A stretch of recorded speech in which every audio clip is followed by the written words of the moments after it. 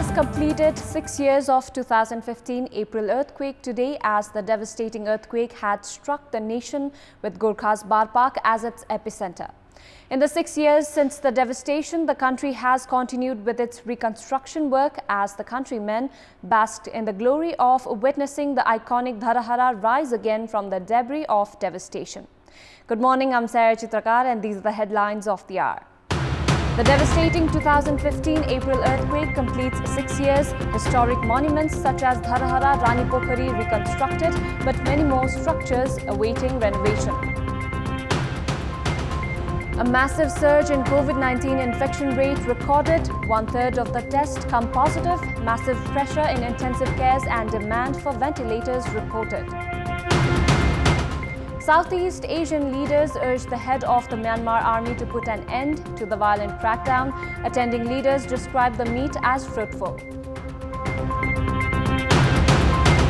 And Kathmandu Rangers kick off the Nepal Super League campaign with a clinical win over Lalitpur City FC.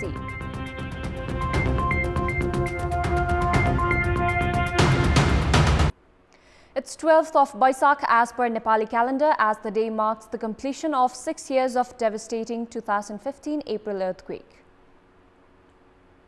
The devastating earthquake in 25th April 2015 had claimed the lives of 8,979 people, while over 1 million physical structures were destroyed.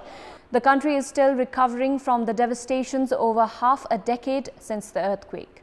The reconstruction of historical monuments like Dharahara and Rani Pokhari have been completed, while many historical shrines are awaiting restoration. 6,246 out of 9,072 schools demolished by the earthquake 6 years ago have been reconstructed. The remaining schools are yet to be reconstructed despite the government's assurance to completely revive the educational institutions within 3 years since the earthquake. The devastating earthquake 6 years ago has caused a staggering financial loss.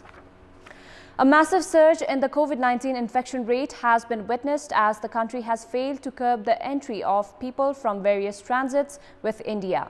1/3 of the PCR test came positive yesterday, while a massive pressure has been seen at intensive cares of hospitals across the country.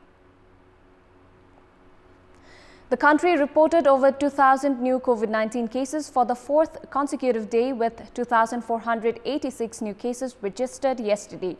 With this, the total infection tally in the country has reached 297,087. Meanwhile, 14 corona patients succumbed to the infection yesterday, taking the death tally to 3,136.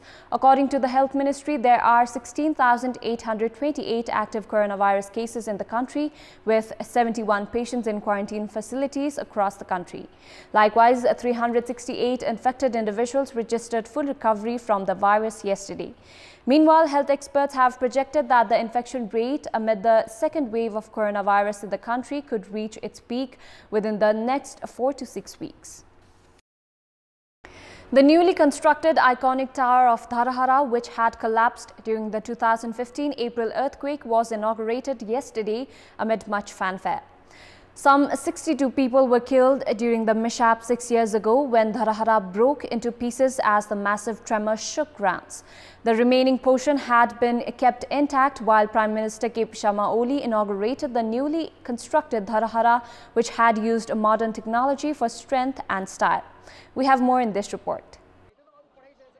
On 15th April 2015, the iconic Dharahara collapsed to the ground as a 7+ devastating earthquake struck the nation midday with Gorkha's Barpak as its epicenter. The same year, Prime Minister K. P. Sharma Oli announced a campaign to resurrect the fallen tower through internal resources. The new Dharahara project has used 42 ropanis of land and is constructed with a budget of 3.48 billion rupees. Inaugurating the tower from its 20th floor, Prime Minister K. P. Sharma Oli said that Dharahara, which is connected with the pride of the nation, will stand tall forever.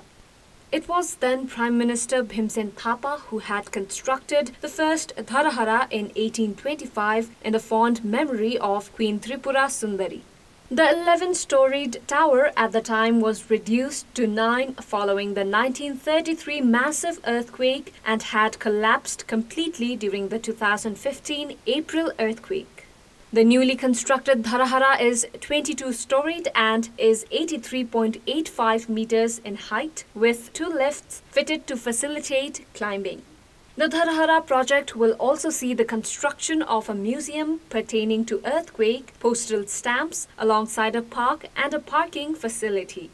The entire construction works are estimated to be completed in 9 months, after which it will be opened to general public. In our Public Voice segment, we had asked the local residents in Rukum how they evaluated 15 years of democracy in Nepal. Let's take a look at what they had to say.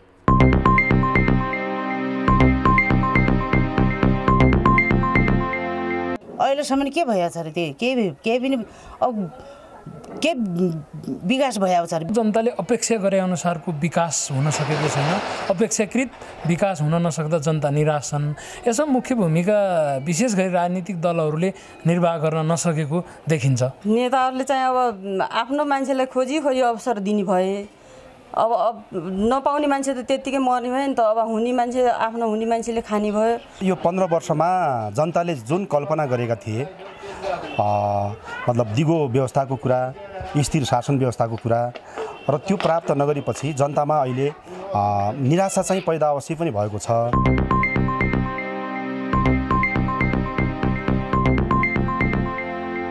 It's time now for our segment Public Pulse, where you text us with your opinion.